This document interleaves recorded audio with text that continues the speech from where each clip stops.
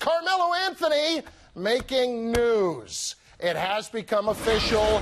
He has opted out of the final year of his contract with the Knicks and will become a free agent. They can offer him $33 million more than any other team, but it has been suggested that he would accept less somewhere else for a better chance of winning.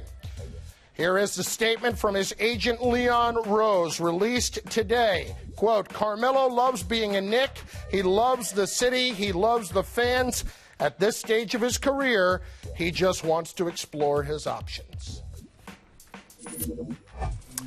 He is the outstanding senior writer for Sports Illustrated and SI.com. Chris Mannix joins us to talk NBA and Carmelo Anthony specifically. So, Chris, where do you put it right now that Melo has officially opted out, returning to New York versus landing somewhere else? Yeah, I mean, I don't think you can look at an opt-out as any type of indication that Carmelo doesn't want to come back to New York. All it is a strong indication he wants to make more money if he comes back to New York. And I think New York still has a very strong chance percentage-wise of retaining him. Now, there are going to be some other suitors out there, but the Knicks, with the money they can offer and with the potential cap flexibility they have in 2015-16 and beyond, are still an appealing destination for Carmelo. Now, we've, on the flip side, heard Phil Jackson say plenty of times, we're going to be fine if he decides to leave. Does Phil Jackson want Carmelo Anthony back? It's a very peculiar recruitment process where Phil has said he loves Carmelo, then at times has been indifferent to Carmelo. And I think that Phil ultimately would really want to build a team around Carmelo.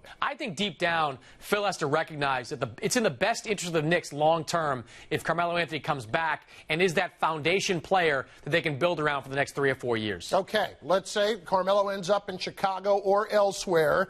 For Jackson, does it simply become tank the next year? They have their first-round pick next year, try to get a top-3 pick and sign 2 max free agents, or would they actually go and get someone this offseason? Any moves you make this offseason are going to be with the thought in mind of the future. You're not going to sign a guy to a multi-year deal unless that guy's name is LeBron James. You're just going to try to keep that cap flexibility you have going forward so the next summer can be sort of a bonanza for you in that sense. What you can look for, though, for the Knicks is in this next offseason, or in this next season, rather, to see them go out and try to use some of their expiring contracts to bring back a star in return. Guys like Tyson Chandler or Amari Stoudemire, guys making big money that could be interesting to teams trying to create their own flexibility down the road. Okay. Is there a wild card team that could land Carmelo Anthony? I call Houston the wild card team, and I know we've talked about them as legitimate possibilities for Carmelo.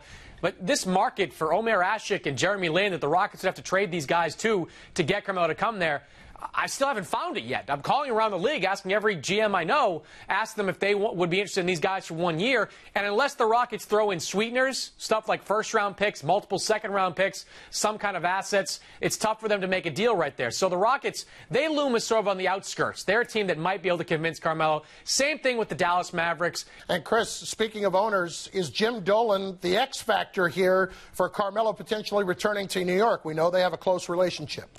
I just can't fathom it. I can't fathom Jim Dolan months or less than a month, maybe 2 months tops, after saying that he would gladly cede basketball operations to Phil Jackson, interjecting himself in the biggest basketball operations decision of the team's of the next 3 or 4 years if Phil doesn't want to keep him there. I just don't see Dolan doing something like that. Outstanding stuff from Chris Mannix, senior NBA writer for Sports Illustrated and SI.com. Thanks, Chris. You got it. All right, so here are the financial options. The Knicks can offer him 5 years at $129.1 million total. Other teams can offer him 4 years and $95.9. So staying would earn him a lot more money.